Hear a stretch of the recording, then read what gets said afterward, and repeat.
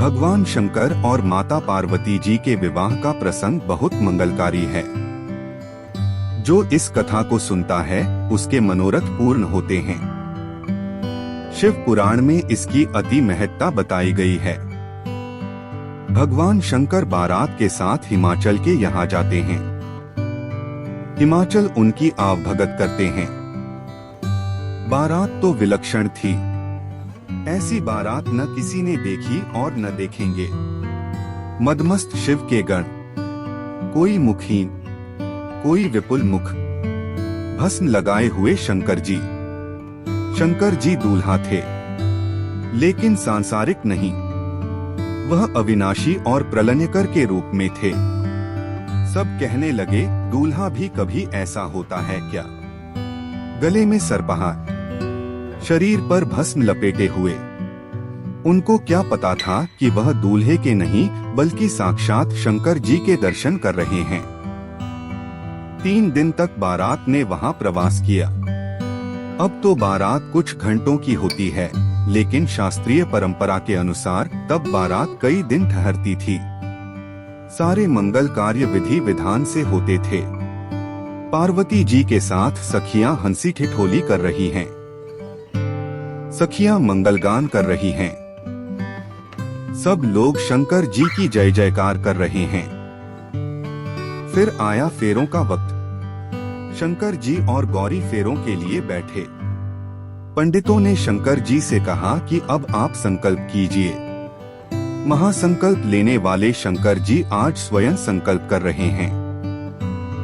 जिनके संकल्प मात्र से ही सारे कार्य सिद्ध होते हैं। आज उनको पंडित कह रहे हैं कि आप संकल्प कीजिए। शंकर जी संकल्प को उद्यत हुए। तभी पंडितों ने उनसे पूछा, आपका गोत्र क्या है? शंकर जी हैरान, कैसे बताएं कि क्या है गोत्र? कभी इस पर ध्यान नहीं दिया। सृष्टि के जन्म, पालन और सहार में लगे रहे। शंकर जी का त्रिलोक ही गोत्र है। शंकर जी ने ब्रह्मा जी और विष्णु को देखा। दोनों ने शंकर जी को देखा और हंसने लगे। पंडित जी समझ गए कि उनसे भूल हो गई। पंडित जी ने फेरे कराए और वहीं पर जयमाला की रस्म हुई। दोस्तों, जयमाला कराने का शास्त्रीय विधान फेरों के बाद का है। पंडित जी ने बारी बारी से वचन कराए। शंकर और पार्वती जी ने पति धर्म और पत्नी धर्म का पालन करने के लिए वचन भरे। इस प्रकार भगवान शंकर का विवाह पार्वती जी के साथ संपन्न हुआ। बारात जब भी विदा की अनुमति मांगती, हिमाचल रोक देते। अभी थोड़ा रुको न, अभी थोड़ा रुको न। 3 दिन बाद बारात की तरफ से शंकर जी ने अनुमति मांगी तो हिमाचल ने और रोक लिया। हिमाचल बारात को नहीं रोक रहे थे, इसके पीछे उनका पितामह था। वह अपनी लाडली पार्वती को विदा करने का साहस नहीं कर पा रहे थे। करते भी कैसे? पिता का मोह होता ही ऐसा है। बाबुल के घर से विदाई के वक्त बहुत भावुक होते हैं। अंततः वह विदाई की बेला आई। पार्वती जी बारी बारी से पिता और परिजनों से गले मिली। सबकी आंखें नम थीं। हिमाचल का तो रो रो कर बुरा हाल था। माँ मेना भी अपने को संभाल नहीं पा रही थी। वह पार्वती जी को पकड़कर अलग ले गईं। इस विदाई की बेला में घर संसार के लिए शिक्षाप्रद सीख निकली। मेना ने पार्वती जी को पति धर्म और ससुराल धर्म की शिक्षा दी। मेना ने कहा कि आज से तुम्हारा ससुराल ही घर है। कभी अपने पति की अवहेलना न करना। सदा मिलकर चलना। घर में सभी बंधु बांधव का सम्मान करना। अब तुम्हारा यही संसार है।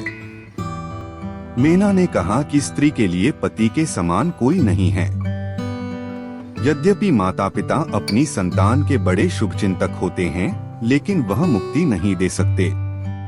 इस संसार में 4 वस्तु सुख प्रदान करती हैं। पहला पति, दूसरा धर्म, तीसरी स्त्री और चौथा संतोष। इन चारों का ही पालन करना। स्त्री से 2 कुलों की रक्षा होती है। पिता के कुल की तो वह रक्षा करती ही है, पति के कुल की भी रक्षा करती है। इसलिए तुम दोनों कुलों की रक्षा करना। हमारा मान सम्मान तुम्हारे हाथ में है। इस तरह हिमाचल और मीना ने पार्वती जी को विदा किया। दोस्तों, विवाह आनंदोत्सव है, इसलिए वह सारी रस्में शंकर जी के विवाह में हुई जो आज होती हैं। विवाह के वक्त बुरा नहीं मानना चाहिए। हंसी ठिठोली को उसी रूप में लेना चाहिए। शंकर जी के विवाह में भी यही हुआ। संसार का दूल्हा खूब श्रृंगार करता है, लेकिन जगत का दूल्हा शंकर भस्म लगाए जाता है। यही शाश्वत है, सत्य है। घर और परिवार की जिम्मेदारी स्त्री की होती है, इसलिए मीना उनको समझाती है कि घर कैसे चलाना है।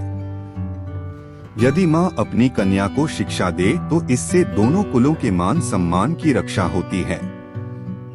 पार्वती जी को मीना माँ ने यही सीख दी। दोस्तों, कमेंट करके बताएं कि आपको हमारी यह प्रस्तुति कैसी लगी। पसंद आई तो इसे लाइक और शेयर करें तथा चैनल को सब्सक्राइब करके मेरा मनोबल बढ़ाएं। नमस्कार दोस्तों।